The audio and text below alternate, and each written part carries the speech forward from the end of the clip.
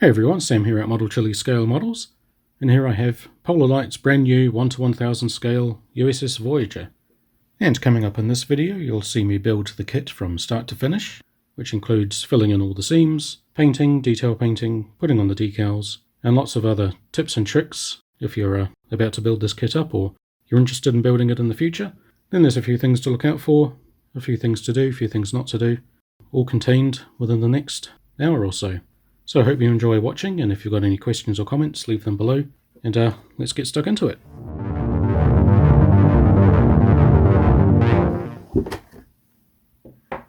Alright, so straight away we've got the upper half of the saucer section, and as you can see this is Polar Light's definition of clear parts, but what they really mean is semi-translucent frosted white plastic. So if you've got LEDs behind the windows, they will shine through a nice sort of pale white as opposed to a completely transparent piece. But other than that, all the details are really finely moulded. It's got the ribbing along the phaser strip, which is kind of hard to see at the moment, but it is there, so that's really nice. And from what I can see, they've actually constructed it so the seams will be along the actual panel lines on the ship. So that was quite well designed. Lower half of the saucer, including the aero shuttle. But one thing I have noticed on photos circulating around is that the saucer will have this big seam along the edge, along the sides, which is not ideal, so I'm going to have to figure a way of filling that in. And the instruction sheet. Pretty straightforward there. And the decal guide at the back,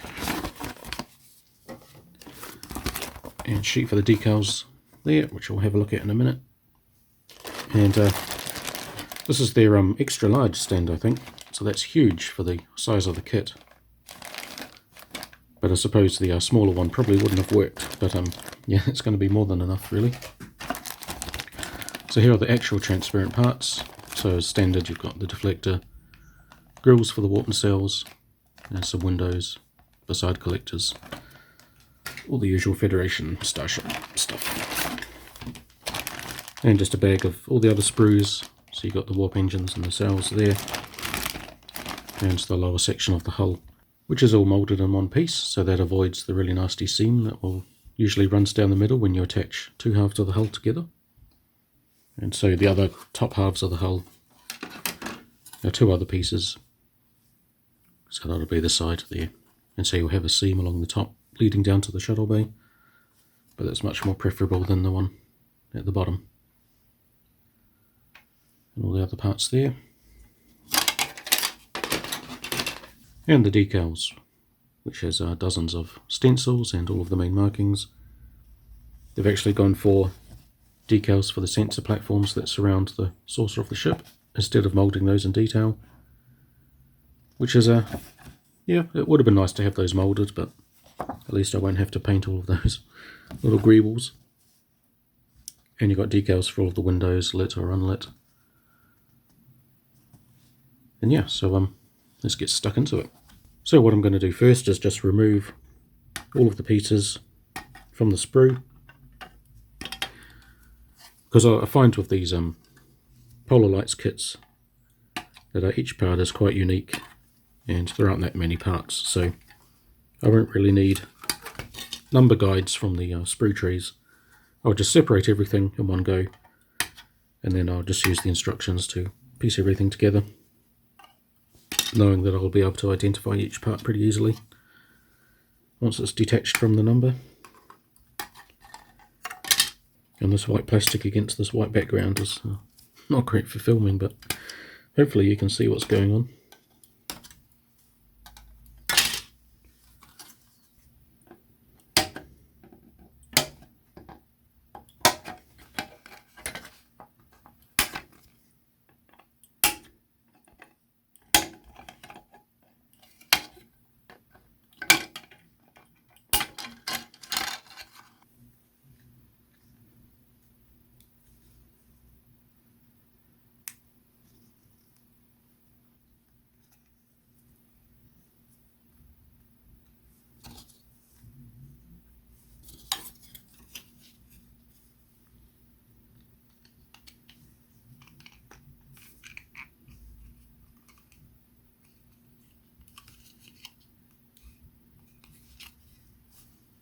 Alright, so that's the warp engines assembled, and as you can see in the pylons you've got the position up mechanism, so it can actually move up and down once it's attached to the hull. So that was just a piece that was attached without glue. And you'll notice I haven't painted the transparent parts, and that's because I'm just going to paint over these when all the painting is complete. I'm not going to have these see-through. Since I'm not lighting the kit, so there's really not much point. So now I just need to move on to constructing the rest of the secondary hull.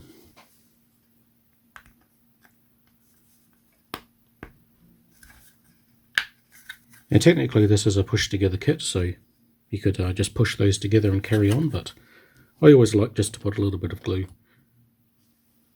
along the joints just to make it extra secure and stable.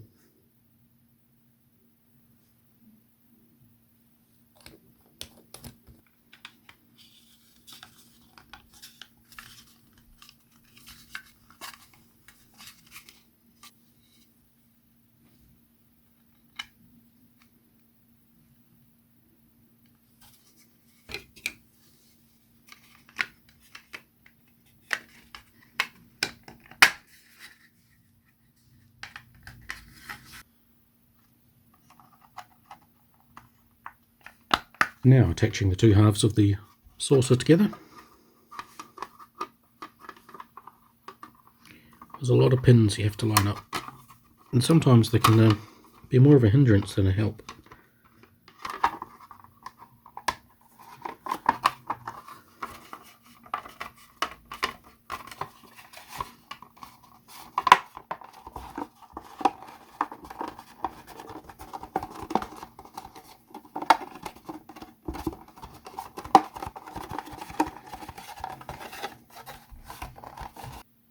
Now the trick to attaching the saucer to the secondary hull is slotting these tabs down there and then pushing the whole thing back and clicking it in place.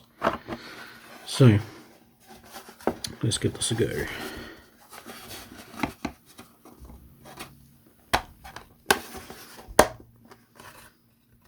Oh, that was easier than I thought. So we've just got a bit of a seam running down here on this corner here. I might just glue this into place and then worry about that later with a bit of putty maybe.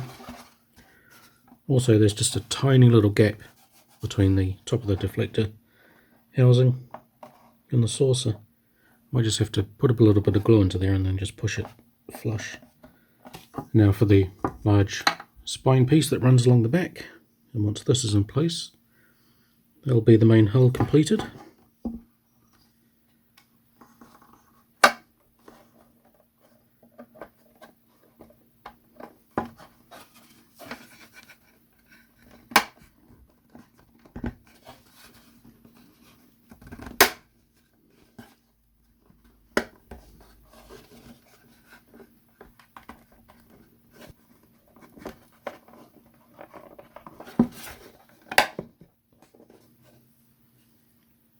Sometimes if a peg just really doesn't want to get into its hole, you can just kind of loosen it up a little bit with a bit of glue. There you go.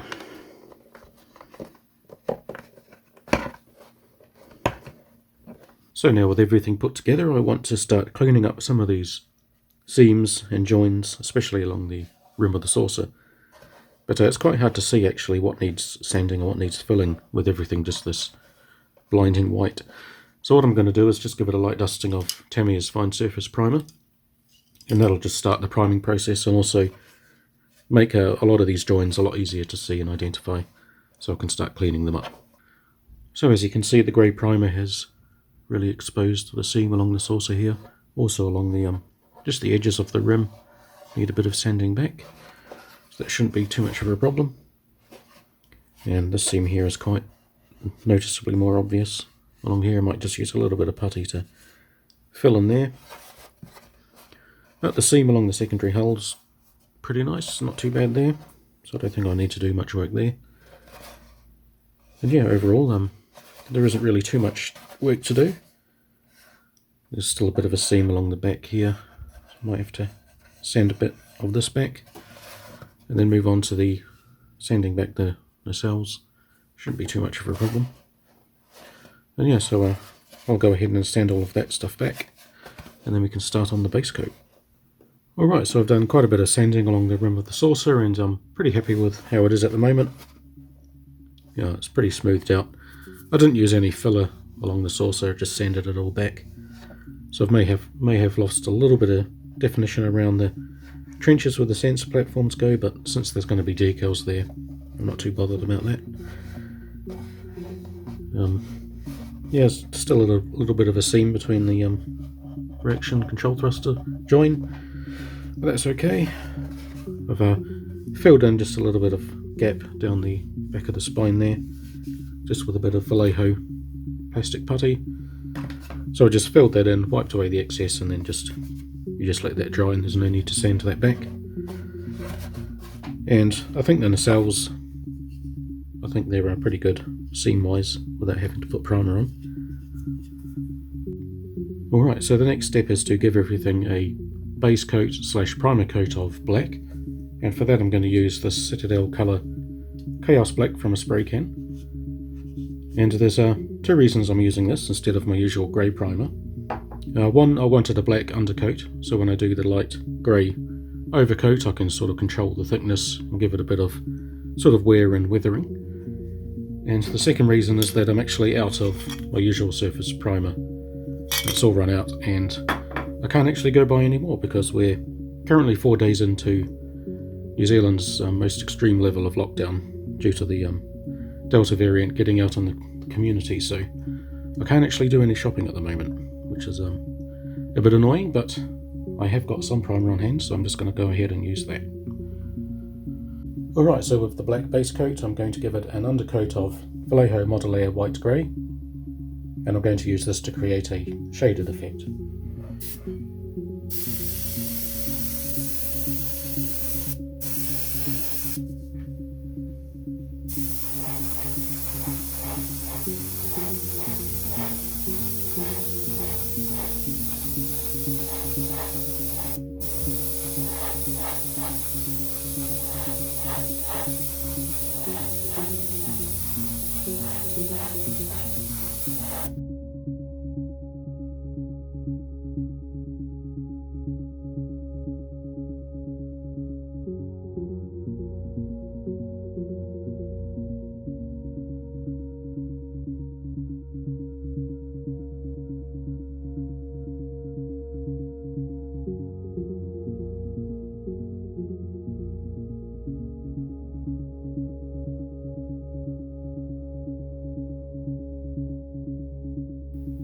Now that the pre-shading is done, the next coat I'm going to apply is Vallejo Model Air Pale Blue Grey.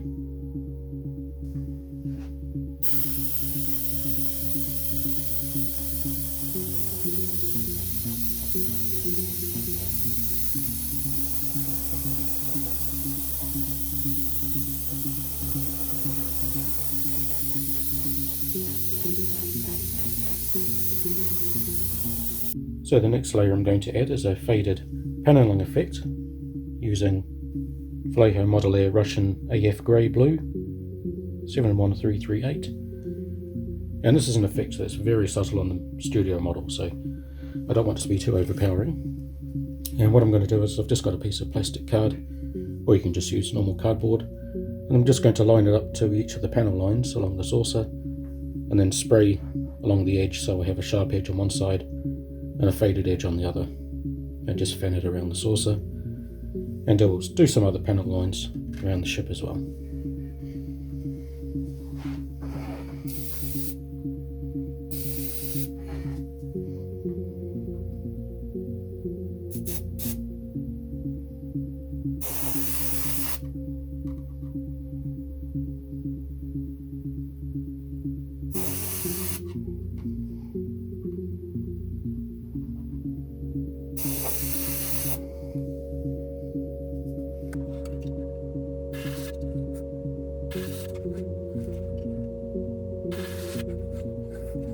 Now that all the panelling is done, I want to move on to detail painting. But first I'm going to seal in all of the base coat with a layer of Tamiya's TS13 clear from a spray can. And now with the clear coat down, I'm going to do all of the detail work, so all the sensor platforms, the phasers, a few more bits and pieces, also the main deflector and the warp engines. And I might also do just a few more little bits of panels here and there, just all over the ship.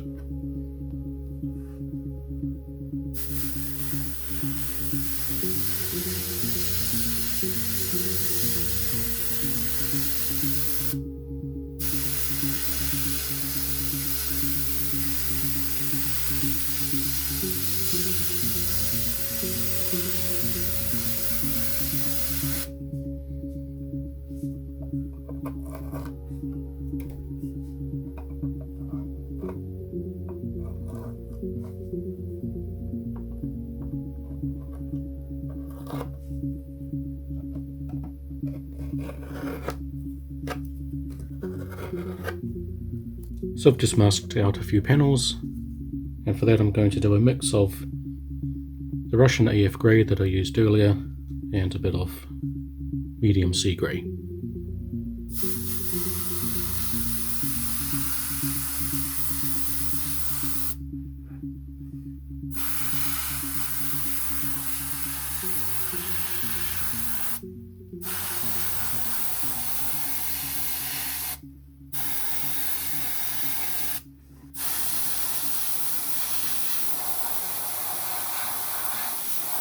Now moving on to the phaser strips, which can be a little bit of a struggle because depending on what reference material you're looking at, can change quite a lot in colour.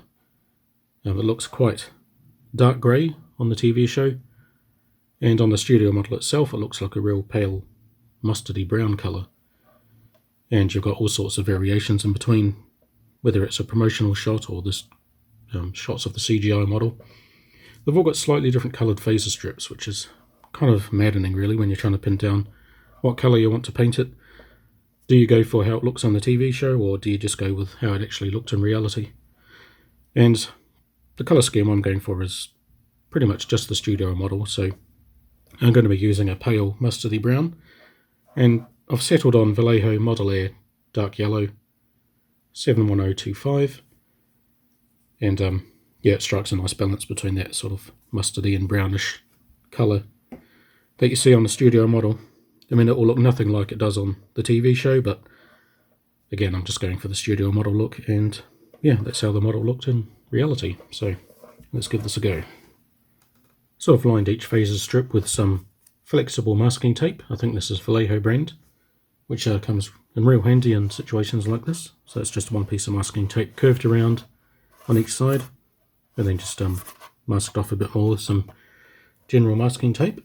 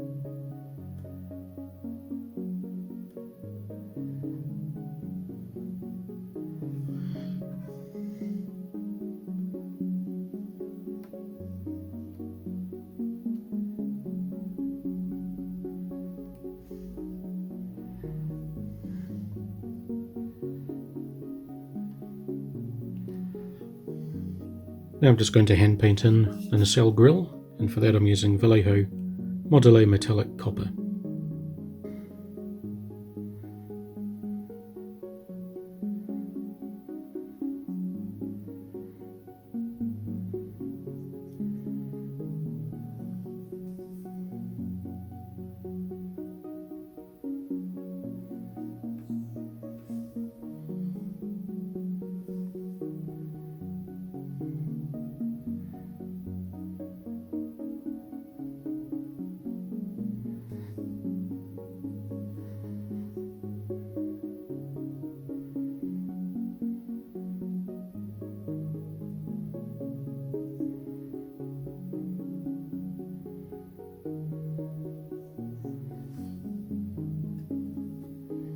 And now for the RCS thrusters, I'm going to use this Vallejo Model Air Orange Rust, which is also the same colour that I'll be using for the two different deflector dishes.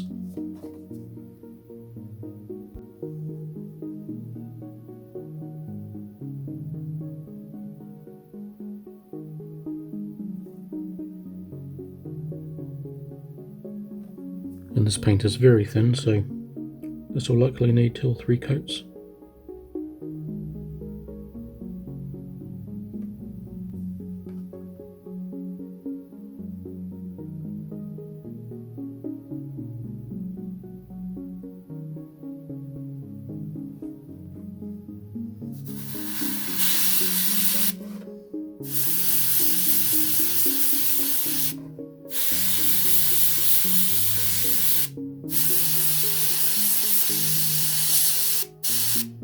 Now moving on to the deflector dish, I'm going to paint that with Vallejo Model Air Orange Rust 71130.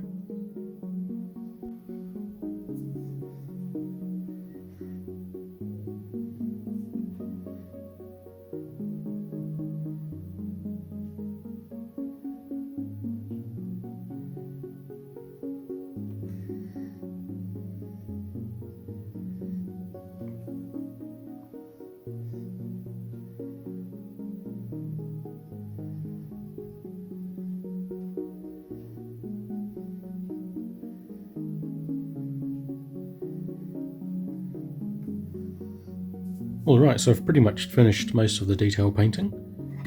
And just a bit of ochre yellow for the little grills behind the side collectors. I'm not going to paint these just yet.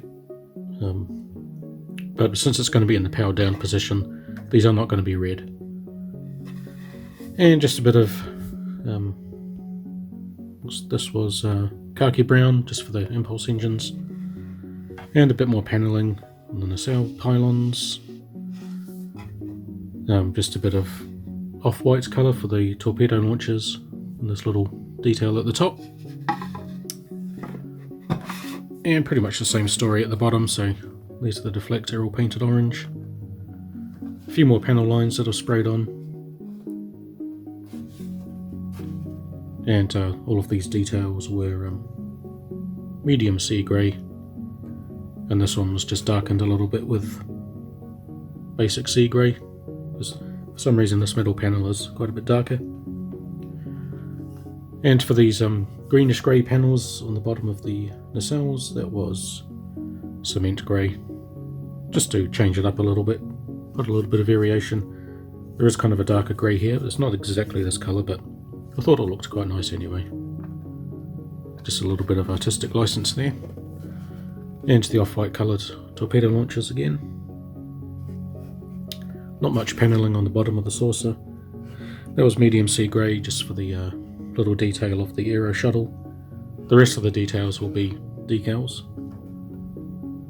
So there's still a little bit of painting to do, but what I want to do first is just seal all of this in with another coat of Tamiya clear. And then that'll help me do various washes that I want to do in the next step, which is like all of the windows. Finish up the deflector with a dark blue wash. And do the side collectors. And then I can move on to the decals. Alright, so with the gloss coat down, I've just been experimenting with different washes to fill in all of the windows. And so on the left, that little bank of windows, that was using Citadel Shade Nuln Oil. And the other bank of windows to the right was using Vallejo Model Wash Black.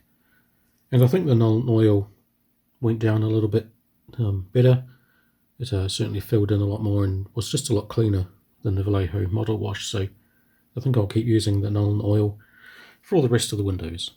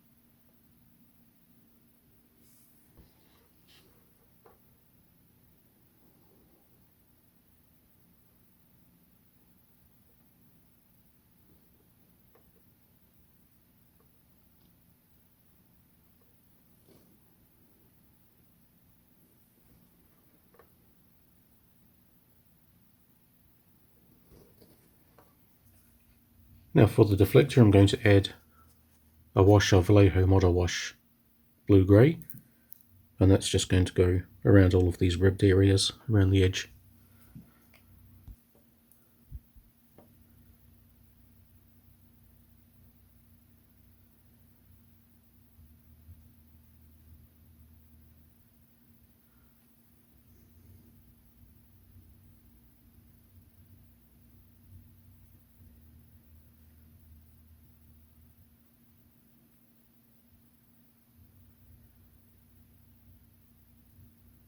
Alright, so that's the main deflector done. And now I'm just going to take a pause in the detail painting and I'm going to start applying some decals. Because there's some parts I still need to paint, but I need to take reference from some decals which they've provided for some of this detail. But then they want you to paint the rest, so I'm just going to lay the decals down first and try and get a good colour match before I start painting the rest of it. And yeah, so as you can see, there's quite a few to apply. I'll probably apply some of the bigger ones, like the shuttle bay and the backup deflector detail, and then see how we go.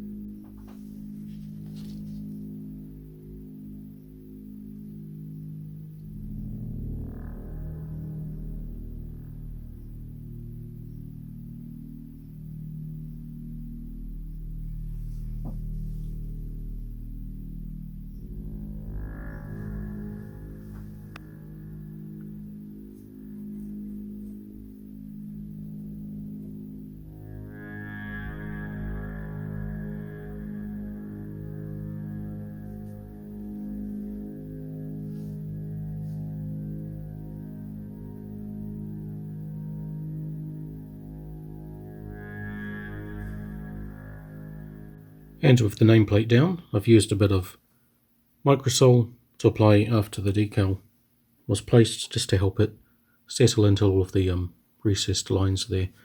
But it's probably not going to fit all the way down, and it's still going to leave a bit of trapped air underneath those lines.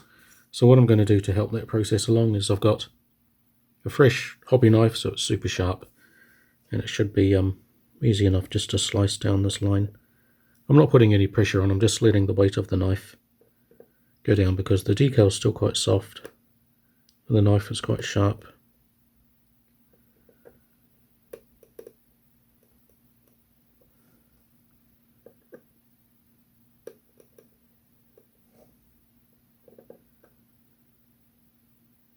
Just being careful not to rip the decal. Just follow those lines.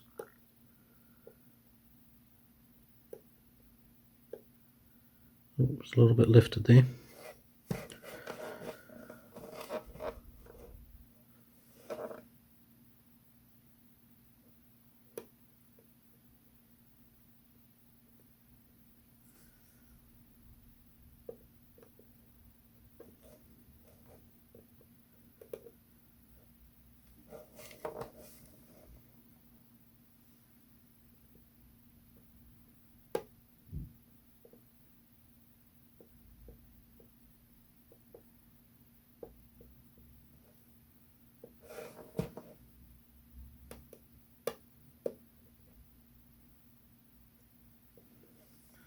Right, now with another application of Microsol, that should really help the decal settle into those grooves and look a lot more painted on rather than just a film of decals sitting over the top.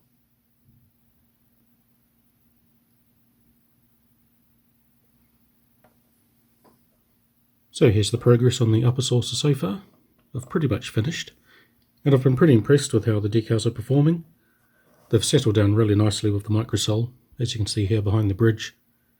They've really shrunk around all of the different raised details there, and they've been fitting really well, haven't had any tearing. Overall I'm pretty impressed with the quality. However, I've just come to do the little windows on the sides of these indentations on the saucer, and they've provided just a number of these window banks, and they're all the same size on the decal sheet. However, as you can see, all of these indentations, they've got different heights in all the different areas, and so as you can see, that doesn't quite fit there. The decal is a little bit too tall to fit on that sidewall, whereas I think it probably just about fits. No, it's probably even a bit too big for that one too.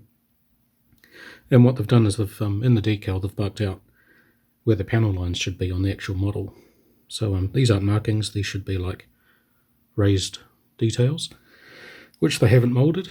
So yeah, that's why it's got these funny outlines around the windows, and they don't quite fit. I suppose you could put the decal in there and have it sort of bend around so it overlaps the corner, but that wouldn't be quite right. So I think what I'm going to have to do is just slice off the lower half and just keep the upper half of the windows still on it, which is a little disappointing. I'm not quite sure why they thought these would all be a good fit when clearly they're completely different sizes. So yeah, that's a shame. So it's easily overcome, and just slice that off and then just carry on.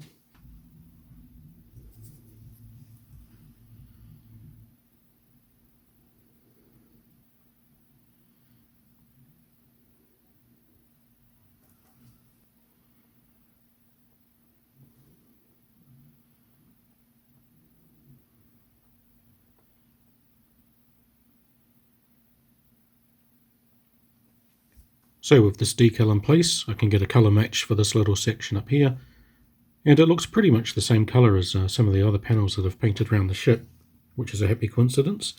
And that was the Vallejo Medium Sea Grey 307. So I'm just going to quickly mask up this little section and then just spray that on. And then I might have to give it a quick another clear coat with the Tamiya Clear, just to make it nice and glossy for the rest of the decals that go over the top. Alright, so after about a week's work, of working an hour or two each night, all of the decals are finally down and in place. And overall, I've been really impressed with the decals themselves. Like I mentioned before, they fit really nicely, and they work brilliantly with setting solutions such as Microsol.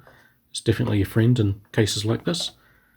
While it's not complete coverage of Aztec decals like some of my previous Star Trek builds, there are quite a few of them, as you saw on the decal sheet. Just dozens and dozens of tiny little micro stencils that are kind of hard to see now, but when you look close up, you can definitely notice them. And yeah, the decals only started to slide off the backing sheet after a few seconds in water, so that was really nice. None of them split up or cracked or anything like that, so they were quite sturdy, went on really nicely. And yeah, so from a technical point of view, the decals performed superbly, in my opinion, and really happy with how they've gone down. Not much silvering or bubbles trapped. I managed to get them down nice and snug. And yeah, so pretty impressed. And having said all of that, there are a couple of little things I'd like to point out, especially for the accuracy of some of the placements of these decals. So starting from the top, there's a couple of little square stencils. Just get a pointer. So as you can see, I've crossed out red, where I couldn't find any evidence of these decals being on the actual model. Just a couple of little squares either side of the impulse assembly there. There's a couple of little squares actually on top, which is fine, but the ones to the side I couldn't see any reference to that on the actual model. And I do have to stress that I am just looking at the physical model, not the CGI model that they used quite often. And the CGI model does actually have quite a few differences to the physical model, but I'll get into that more later.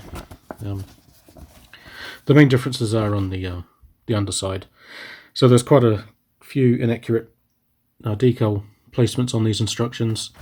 The most noticeable one with the landing leg markings for the doors, completely the wrong place. So they should be in front of the phaser strip, not behind. So I've just marked in arrows where they should be. So that's quite a big error there. In fact, the kit, there's a couple of massive holes where the landing legs go, so they don't even match up to the model itself. Now, this little yellow bank of markings should actually go on this little raised bit of detail there. All of these things you can easily identify if you look at the photos of the studio model. I'll put a link in the video description where you can find the references I was using for these. The little Voyager nameplate there on the instructions is around the wrong way, so you need to flip that. Unfortunately, I didn't catch that in time and I actually put it on back to front, so that's around the wrong way on my model. And also it should be further back, more towards the back of these transporter emitters. So that placement is actually wrong. It should be back here where this red line is. There's a little missing detail behind to the aero shuttle, so where they've got these little red dashed markings, there should be another one behind the aero shuttle. So that's not been marked on the instructions. This little tiny little stencil here, number 17, should actually be over here.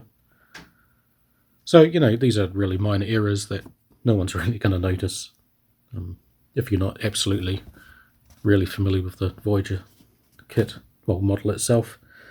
So, these are relatively minor. There's really the only major one was these landing leg doors. And another little of the red markings should be closer towards that navigation light at the front. And I've marked out X's on these aero shuttle thruster markings. So on the kit, they've used these really bold and bright orange markings for those thrusters. And I just could not see anything like that on the actual physical model.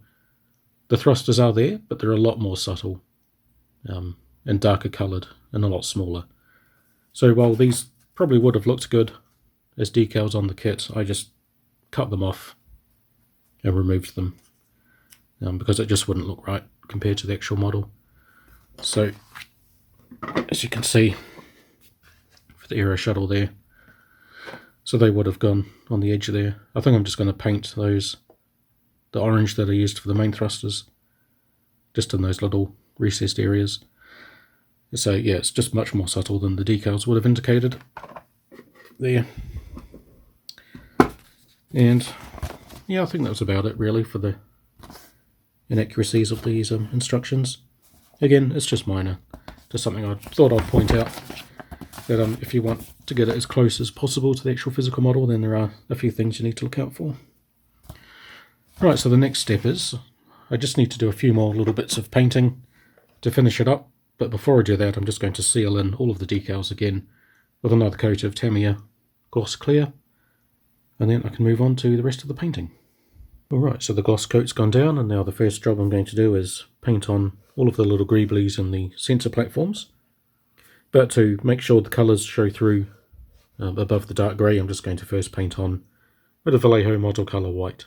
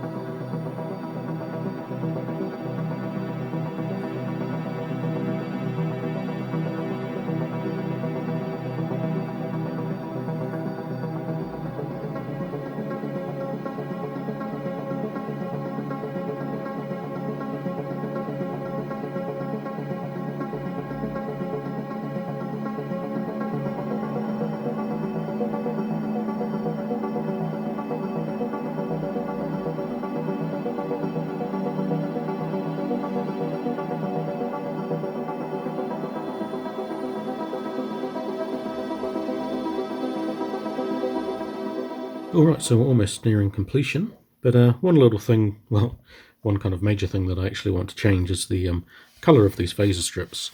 As the model's progressed, the colour's just not quite sitting right with me. It's come out a lot more yellowish and more mustardy than I was intending. Especially on camera, it looks a lot more sort of bright yellow than it does in reality, but even so, I do kind of want to tone it down a little bit. As looking at various photos of the studio model, I think the reference that I used for this particular colour was under some weird lighting conditions. I think it's a little bit more brownish and a little bit more subtle than what you see here. And I originally masked the top phaser strip off and painted it, which gave a nice clean line, but I'm just going to hand paint over it again because I'm just scared of laying down masking tape over all of these decals and then just tearing them off as when I lift the masking tape. I do have a clear coat over the top of them, of course, but yeah, I don't want to take the risk, so I'm just going to hand paint over that colour, and I'm going to use Vallejo Model Air Khaki Brown, and hopefully that'll look a bit more closer than what I actually wanted in the first place.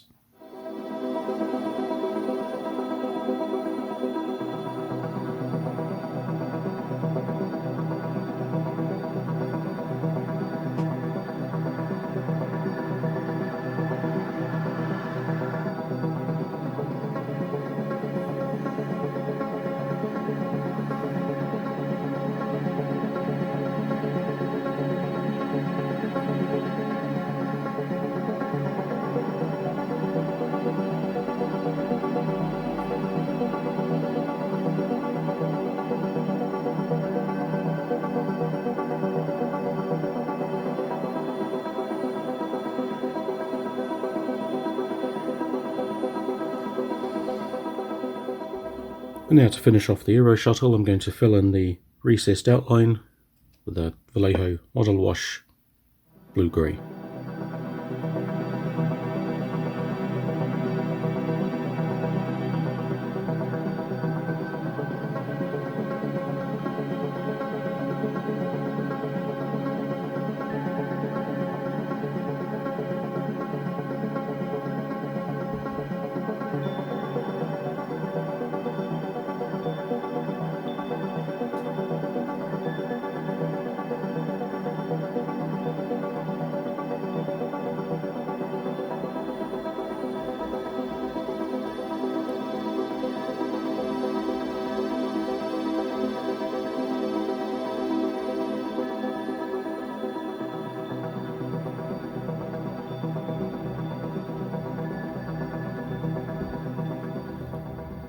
Now I'm going to fill in the Aero Shuttle thrusters with a Vallejo Model Wash dark brown.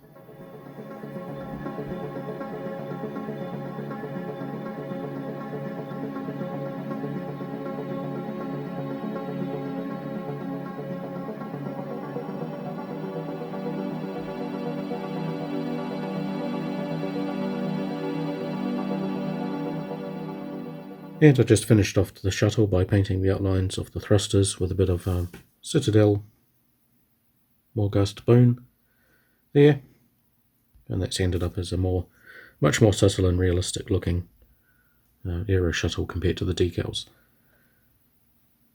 And so the next step is I'm going to attempt to fill in this huge gap under this bank of windows here along the seam there. And as before, I'll just use a bit of Vallejo plastic putty, and then once it's set, I'll just paint over with the base coat.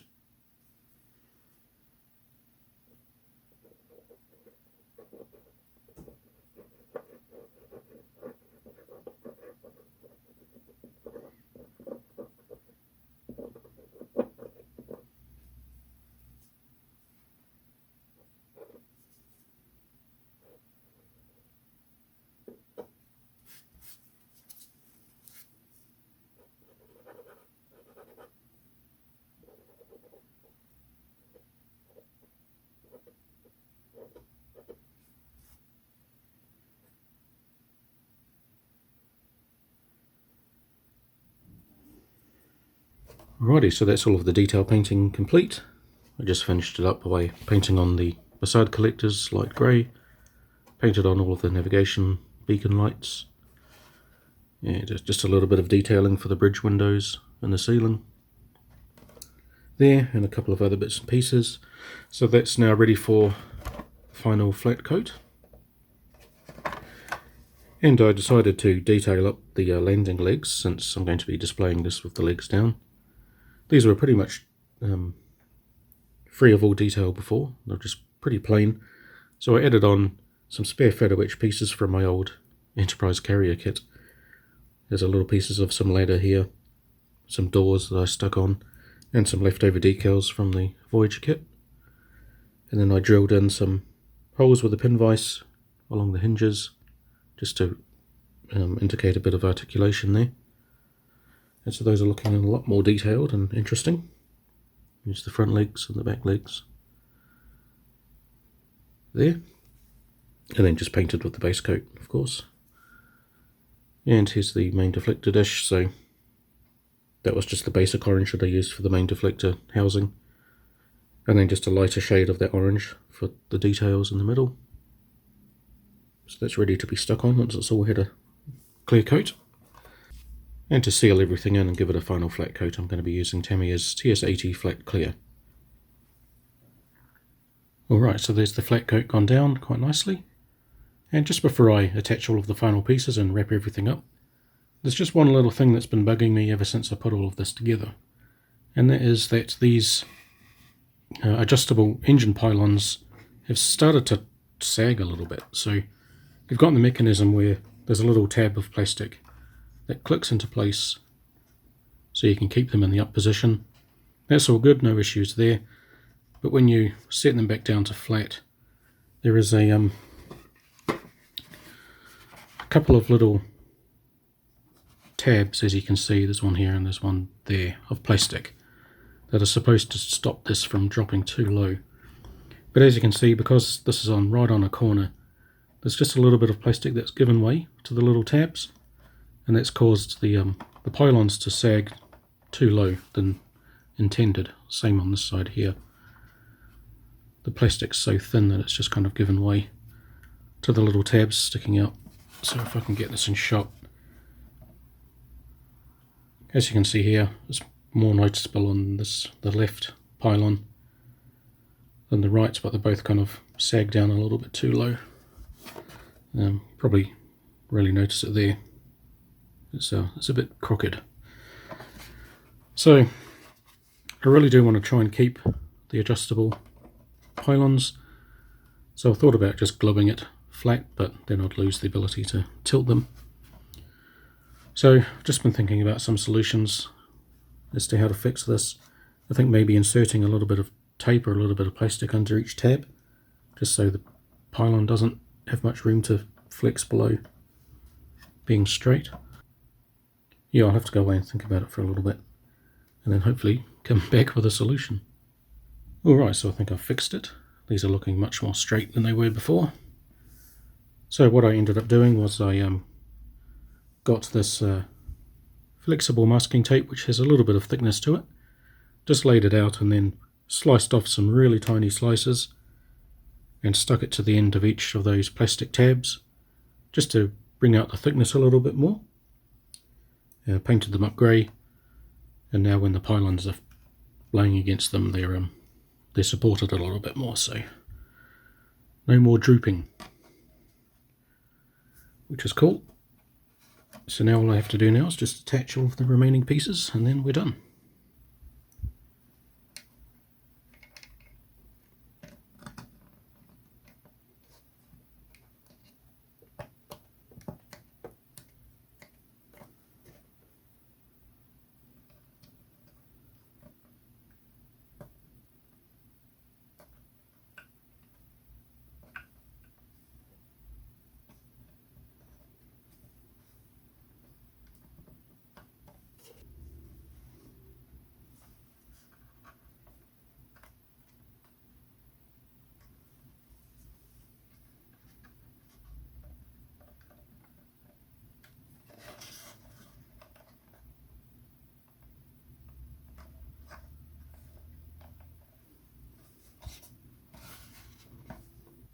Alright, so there it is, all finally complete.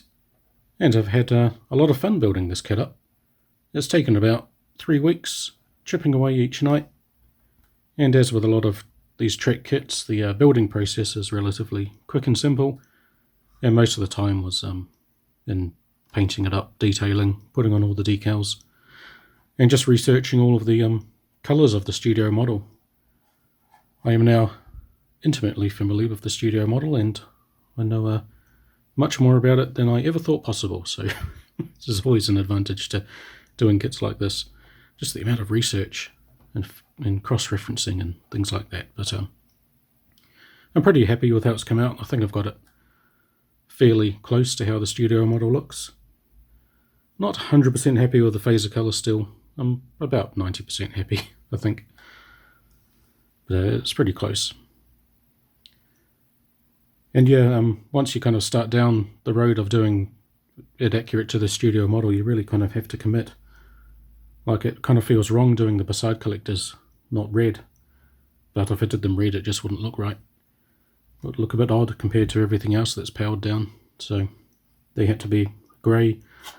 The warp grills had to be copper. The deflector, there's no blue in it except for that little wash I put in. So it is kind of a real sort of toned down look. It's kind of like a lifeless look to the model, and you know, you may not like it, but for some reason I really like the way the studio models look when they're all unlit and just in sort of plain white light. No sort of effects or lighting or shadowing or anything like that. I don't know, there's just kind of a real nice sort of clean look to them, and something I really enjoy. I really enjoyed painting up on this one. I've kind of always wanted to do a starship with powered down warp nacelles, so they're all that copper colour, and this is the first real chance I've had at it, really.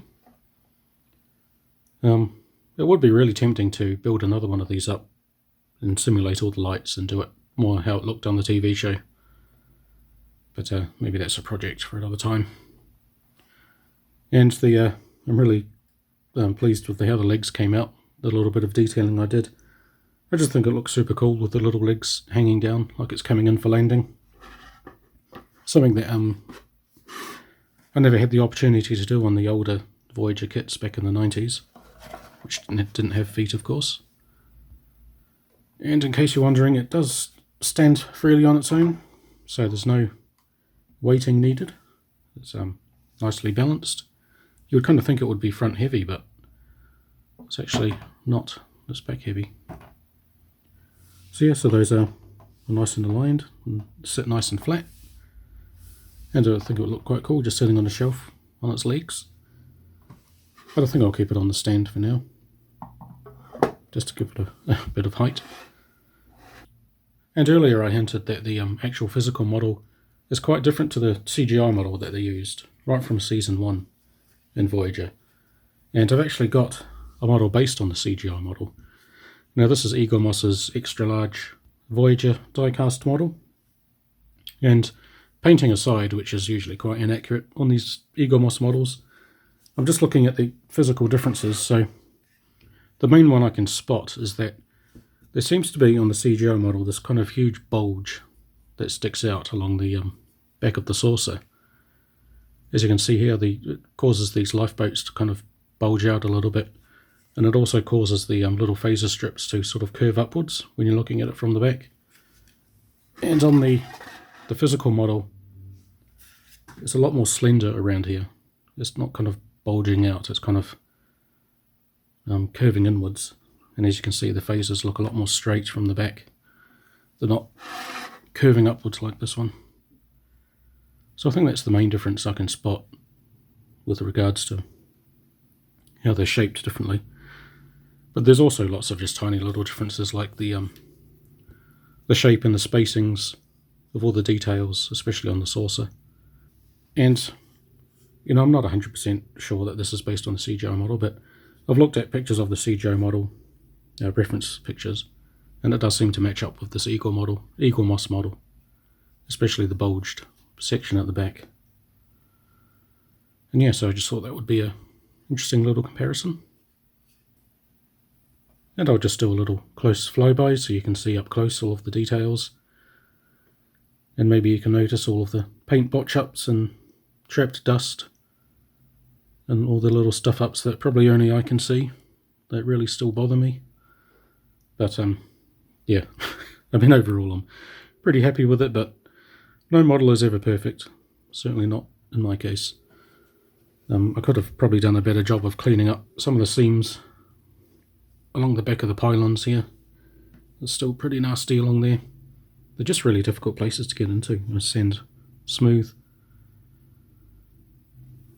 And yeah, there's still quite a few gaps I probably should have taken more care of, especially around the shuttle bay and along the back of the saucer join. Yeah, so there's a few things that I kind of wish I did better for next time, maybe. Yeah, it's a little piece of dust that was trapped under the clear coat, and I just can't get rid of that now. It's kind of hard to get a nice clean clear coat down without any dust trapped underneath. Like, I don't have any sort of extractor fans or anything in where I spray these things, so it can be quite difficult.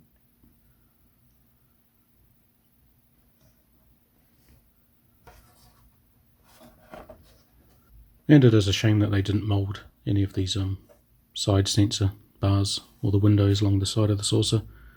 I mean, that's kind of one thing the old Voyager kit from the 90s has over this model, is the fact that all of these windows were clear pieces, clear inserts.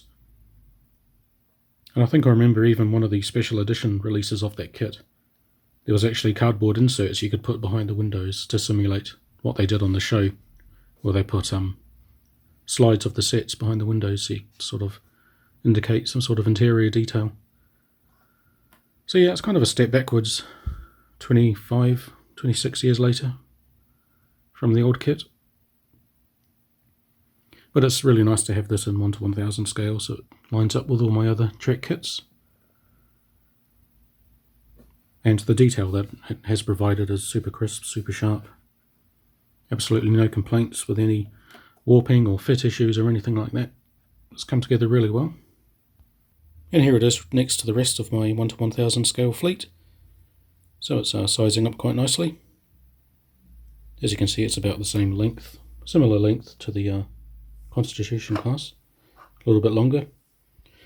Quite a bit bigger than the Defiant and the NX Enterprise. Alrighty, so I think I'll wrap this up by saying a big thanks. If you've got this far and you're still watching, then I hope you've enjoyed the build. And as always, if you've got any questions or comments, please leave them below. And again, a big thanks to all of my subscribers and everyone who's left feedback on YouTube and Instagram and Facebook. It's really amazing to have the sort of encouragement that I get, and yeah, it really helps to keep me going. So a big thanks to anyone who's reached out to me. So again, thanks for watching, and until next time, it's not crunch time yet, Mr. Kim.